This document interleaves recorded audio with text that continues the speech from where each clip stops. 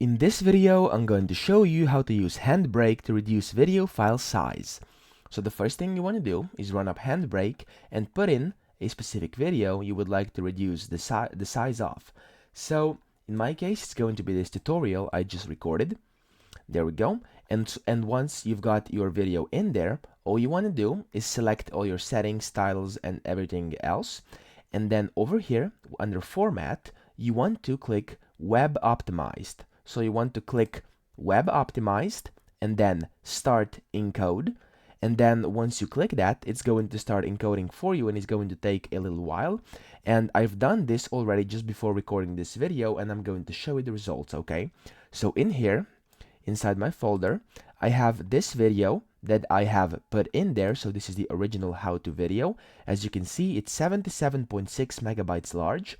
And this is the video that HandBrake encoded using this web optimized check mark, okay? Now, if I click on it, as you can see, it's only 15.5 megabytes large. So the difference is quite huge, as you can see, okay? Now, this is how you use HandBrake to reduce video file size, and I hope this video helped you out.